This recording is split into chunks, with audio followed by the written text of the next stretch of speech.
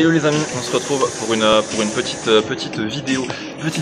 Nous allons parler de la Ligue Europa. Il y aura 8 matchs. Préalablement hier, on fait de belles performances avec notamment le Scandija qui a tenu le N2 face au Steaua pour une cote à 4,40. On a passé également les 3,85. La grosse confiance de l'Ek Poznan à 1,90. C'était parfait globalement.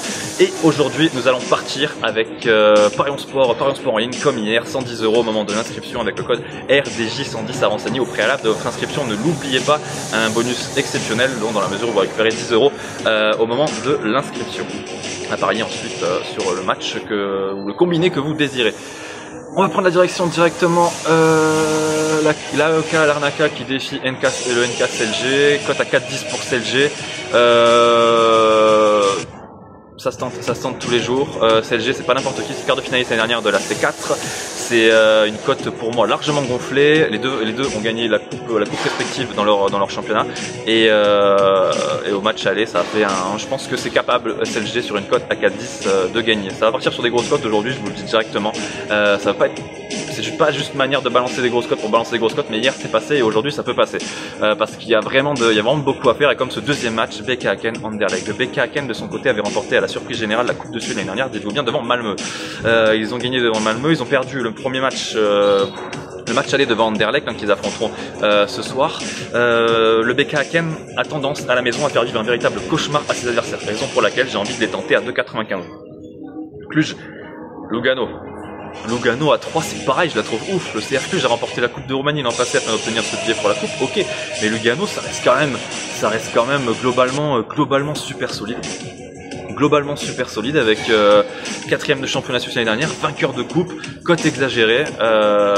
Moi je pense que Lugano est capable de le faire.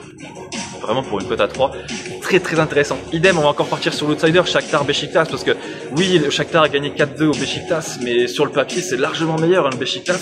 Il faut rappeler que le Shakhtar, si le Shakhtar se retrouve à jouer la Ligue Europa en ce moment, c'est parce que depuis le conflit avec la Russie, il y a eu énormément de mouvements, il y a eu énormément de joueurs qui sont partis du côté du Shakhtar, et le Dynamo Kiev a pris le pouvoir globalement dans ce championnat. Et le Beşiktaş, je pense que sur un match où ils vont devoir tout tenter pour marquer, pour essayer de recoller, sont capables de l'emporter. Il nous reste 4 matchs, moitié de la carte.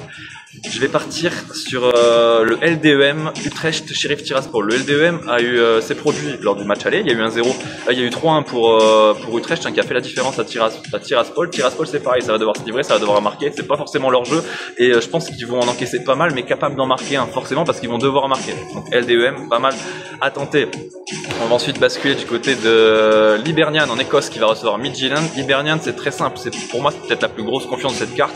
Midtjylland s'est habitué à disputer la Coupe d'Europe, la Ligue des Champions, la Ligue Europa, l'une des meilleures équipes de ce deuxième tour, et il se déplace chez les Hibernians qui sont parmi les plus faibles, on va pas se mentir.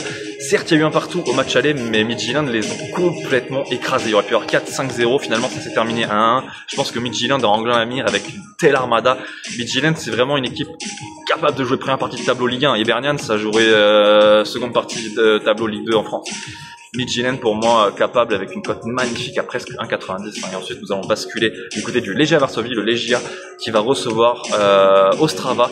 Alors ça va vous dire peut-être rien cette équipe d'Ostrava, mais Ostrava c'est quand même du très costaud et je vais rapidement vous l'expliquer. Une équipe qui a perdu en demi-finale de la coupe tchèque et qui a fait 3ème du championnat devant le Slavia Prague, devant le Sparta pardon, le Slavia qui avait remporté le championnat. C'est quand même du très solide pour vous dire. Le Legia Varsovie globalement dans un football polonais pas à son avantage en ce moment, mis à part le Lech Poznan qui carbure.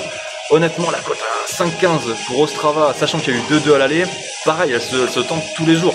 Après bien entendu c'est des grosses cotes, il va falloir faire le bilan à la fin, c'est comme hier. On a tenté des grosses cotes, on fait le bilan, on est en positif, celle de mardi on n'était pas en positif. Ça tourne, mais en tout cas, le but c'est de tenter, comme je vous l'ai dit, les grosses cotes. Et on va finir avec un Sporting Braga, Levski Sofia. Là, pareil, je vais partir sur le N2 à 3,85.